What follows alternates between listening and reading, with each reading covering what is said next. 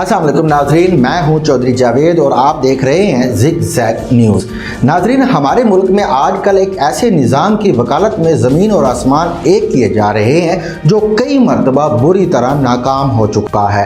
बड़े मुनज़्ज़म तरीके से सदारती निज़ाम के हक़ में पहले सोशल मीडिया पर बहस शुरू हुई और फिर कई वेबसाइट्स ने इस मौजू पर पोल भी करवा दिए। इसके बाद सदारती निज़ाम की ये गूंज प्रिंट और इलेक्ट्रॉनिक मीडिया पर भी सुनाई देने लगी, जबकि टीवी टॉक शोज़ में इस मौजू पर यूं गुफ्तगू हो रही है जैसे ये निज़ाम सुबह आया कि शाम आया। सदारती निज़ाम के हक़ में टॉप ट्रेंड और हैशटैग बनाए जा रहे हैं, लेकिन वो कौन है जो पाकिस्तान में सदारती निज़ाम के हक़ में ये मुनज़्ज़म मुहिम चला रहा है?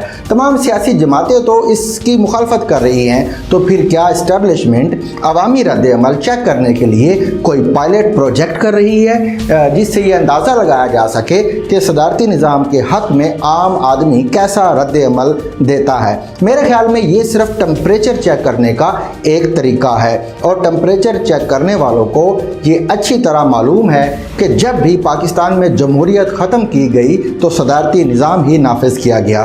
पहला सदारती निज़ाम अयूब खान ने कायम किया था, जिसका नतीजा ये निकला कि पाकिस्तान की सारी दौलत चंद ख़ानदानों के हाथों में आ गई और मशरक़ी पाकिस्तान में एहसास महरूमी पैदा हो गया। याह्या खान के दूसरे सदारती निज़ाम से न सिर्फ पाकिस्तान टूट गया, बल्कि तारीख़ ने पहली बार अक्सरियत को अक़लियत से अलग होते हुए भी देखा। 1977 से 1985 तक जनरल ज़िया-उल-हक़ के तीसरे सदारती निज़ाम ने हमें फ़िरका वारियत, हीरोइन और क्लाशनकोफ कल्चर का तोहफ़ा दिया। 1999 से 2002 तक परवेज़ मुशर्रफ भी सदारती निज़ाम के तहत हुकूमत करते रहे और उस दौर में जमहूर और जमहूरियत का जो हशर हुआ वो अब आप सबके सामने है। सदारती निज़ाम में मुकम्मल अख्तियार सिर्फ एक फ़र्द के पास चला जाता है और वो मुल्क के स्याह व सफ़ेद का मालिक बन जाता है। पाकिस्तान में सदारती निज़ाम की एक स्याह तारीख़ मौजूद है। बाहैसियत कौम और बाहैसियत रियासत पाकिस्तान ने इन तमाम सदारती अदवारों की एक भारी कीमत चुकाई है, लेकिन सवाल ये है कि इमरान खान की नाकामी के बाद सिलेक्टर्स अब क्या करें, क्योंकि किसी पुराने को वापस लाने की एक कीमत होती है और नया कोई तजुर्बा अब हो नहीं सकता। तो ऐसे में उनके नज़दीक जमहूरी सिस्टम को ख़त्म करना ही एक ऑप्शन बचता है और शायद सिलेक्टर्स ने ये सोचा है कि आजमाए हुए लोगों से सुलह करने की कीमत अदा करने की बजाय नए निज़ाम के एडवेंचर की कीमत अदा कर दी जाए।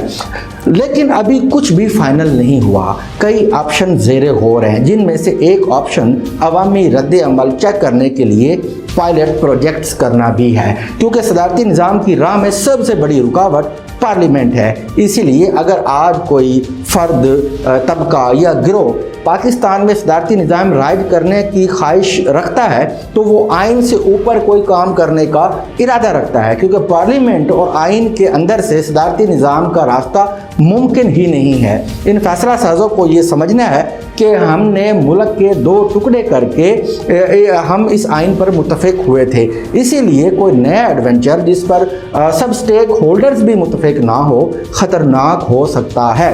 सदारती निज़ाम लाने वालों को ये भी ज़हन में रखना चाहिए कि 1973 का आइन वो वाहिद डॉक्यूमेंट है जिस पर मुल्क की तमाम इकाइयाँ मुत्तफ़िक हैं। इस आइन को बार बार सस्पेंड भी किया, मुअत्तल भी किया गया, लेकिन अवामी ताकत के बल पोते पर ये बार बार उभर कर सामने आया। कोशिश के बावजूद भी इसे रद्दी की टोकरी में ना फेंका जा सका। लिहाजा अगर अब भी किसी लाडले की ख्वाहिश पर आइन को मुअत्तल करने की कोशिश की गई तो ये फिर बहाल हो जाएगा, मगर हमारी पाक सरजमीन बहुत पीछे चली जाएगी। लिहाजा फैसला साजों को ताला चाबी से खोलने की कोशिश करनी चाहिए, हथौड़े से नहीं, क्योंकि चाबी से खोला गया ताला दोबारा इस्तेमाल हो सकता है, मगर हथौड़े से खोला गया ताला दोबारा इस्तेमाल करने के काबिल नहीं रहता। आज के लिए बस इतना ही। इंशाअल्लाह ताला नए मौजू में नए प्रोग्राम के साथ दोबारा हाजिर खिदमत होंगे। तब तक के लिए खुदा हाफिज़।